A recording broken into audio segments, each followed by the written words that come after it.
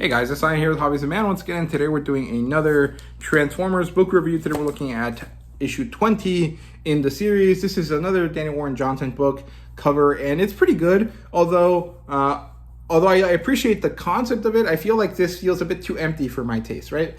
I get that the shadow of Megatron is important and the way it overcasts on top of Starscream, but it just feels like a bit of a wasted cover in my opinion. I think that there could have been a better way to illustrate this. Maybe Starscream in the same pose, but instead of the shadow, we see actual Megatron, stepping on him or something, right? I think that would have been better, but that's really not here or there. It's not really that important. So the team here is the same: Danny Warren Johnson, Jorge Corona, and Mike Spicer's back. I think he was back in the last issue as well. I think it was issue 18 that didn't have him, or maybe it was maybe 19 was as well. I can't remember, because one of them had Ludo Lullaby as the artist, right? The one that was about Megatron, and then one of them had a female colorist that just didn't really work for me. Her colors felt a bit too washed out compared to Mike Spicer's, right? So it's nice to see the whole team back again, and this is a pretty good issue. It opens up in Seattle. Megatron with his eyes gouged out, and the weird stuff coming out of his eyeballs, which I think is cables that connect to Razorbeak, are there, and it looks really awesome, very intimidating. Soundwave tries to get the Autobots to surrender, right? He's like, hey, Megatron, they're escaping. What do you want to do about them? And Megatron just kind of ignores him. He kind of continues walking, and then he's like, oh, Astrotrain, here you are. And then Astrotrain, in the form of a train, crashes into him and kind of tackles him down to the ground, right? But even though he's been tackled, Megatron is still stronger than Astrotrain. Now, I don't necessarily disagree with this concept. I think it makes sense, right? Megatron is the leader. He should be the strongest character. But my understanding of it is that Astrotrain is like a massive transformer. He's like twice as big as Megatron, right? Like, that's the whole point. Astrotrain and Ultra Magnus are supposed to be bigger characters than the normal kind of like Optimus Prime Megatron size ones, right? Because he's like a carrier type. Like, he's supposed to be massive because he's supposed to be able to carry the other Transformers with him, right? So I don't necessarily like that he's the same size as Megatron in this, because like it makes it more believable that Megatron could kick his ass, which is what he does. But it also kind of nullifies a little bit of the impressiveness of Astrotrain, right? Now, maybe this is because previously he was around smaller characters and so he looked really big, but I'm pretty sure that that's not correct. I'm pretty sure he is supposed to be massive.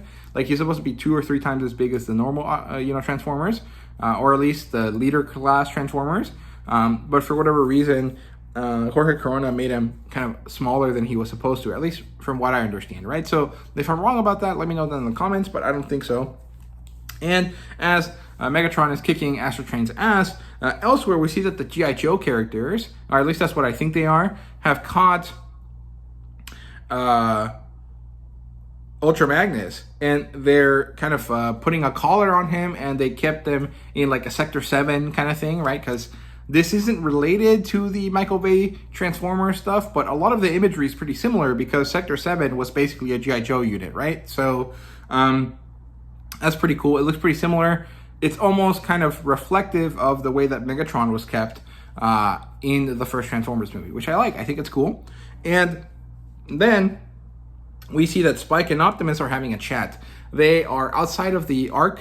They're kind of sitting on those mountains where the Ark crashed, and they're just talking. And the thing is that Optimus is feeling down. He's pretty upset, right? He realizes that he has ruined these humans' lives to an extent, and he also realizes that battle is upon them, and he knows that he is actually not in the right state of mind. Something is wrong with him, right? And it's possible that it's because Spike's dad is not part of the Matrix of Leadership, and because he doesn't have the ancient wisdom of the Primes, he is actually kind of putting them out of balance, right? And so the version of Optimus Prime that was Orion Pax, the younger version, right, before the Matrix of Leadership, or right at the beginning, is more present because Spike's dad was kind of like that, right?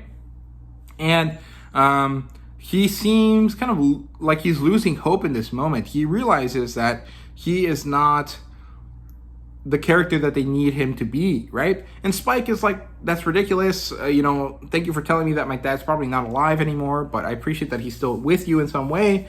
And you don't understand humanity or the fact that flesh bags exist, but I'm sure you understand sunrises and sunsets. And so they look off into the distance where the sun is moving across the sky, and they realize that hope can still be found, even in the darkest places.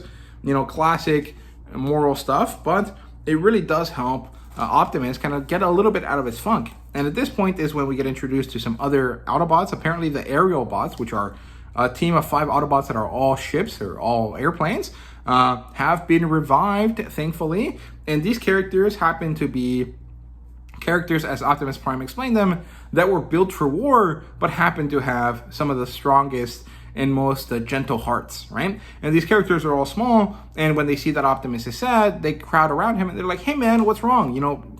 Feel better, it's okay, we're all here for you. And they all hug him, and I think it's really cute. It did feel a little bit infantile of the characters, but at the same time, I kind of understand the point here. They are technically significantly younger if they were built much later. So I like that. And as they gently hold Optimus, he seems to feel better. And this is when Wheeljack interrupts and gets him to go with him to get a checkup about these flashbacks, these scenes that he's seeing that are not normal, right? They feel like they're not his because they're from Spike's dad, right? And then we transition away. We go to Cybertron, where we see that Cliffjumper and Shredhead are talking. And then Shredhead asks, what's going on? And Cliff asks him, are you my family members? Like, do you remember me? And Shredhead's like, no, I don't really remember you, but I know that you're important to me, right? Like, you matter to the thing that I was before, right? To the people that I was before. And then Cliff is like, well, I only have one family member left, and she's far away, and I can't go to her. And then Shredhead realizes that this is the person that he's built upon, right? That his body is shaped after her or her memory in some way. And he's like, okay, well, let's go find her. And so it seems like Cliffjumper and Shredhead are going to come back to Earth in order to find Carly, right? Which is valuable because Carly's missing right now. She was taken, right, by the G.I. Joes, right? And then we transition away to the Pacific Ocean, where Megatron goes to the weird piece of Cybertron that's on Earth, because this is a plot point in basically every Transformers media. And when he gets there, he opens up one of these places, and it turns out that this is a cache that he stored of energon, and from it, he takes out enough to heal Starscream completely back to full splendor, and then he beats the shit out of Starscream back to being ugly, not to being, legless, to being incapacitated, just to being ugly and deformed again, a little bit, like he has battle damage again. And this is basically torture, right? Then he turns into a gun, and what we learned is that that Megatron's gun form allows him to control the actions of other people, right? And so when he goes into the gun form and forces Starscream to hold him, this means that he's controlling Starscream against his will, and he uses him to shoot Astrotrain in the face. Because he is damaged, this doesn't work as much as it would have before, and so he has to shoot him again. And so the first bullet didn't work, but the second one definitely did. And so this just incurred more mental pain onto Starscream, right? Who we learn is not really an evil character, or he is evil by circumstance, not by desire, right? Kind of the opposite of Megatron. And this is where the book ends. And it was really great. I really enjoyed myself. I had a lot of fun with it. I actually really like the work done with Spike and with the aerial bots. I think that it's nice to remind us that Optimus Prime has weakness, that he has moments of insecurity, right? And that these other characters are there to help him, right? This humanization of Optimus is cool, because I think that most of the time we think of Optimus as this like really impeccable character, right? He is like a paladin character. And so seeing that even he has issues is quite valuable. And the fact that other people, these people that sort of have like a familial connection to him, and actually more of a filial relationship, right? A son relationship in contrast to him.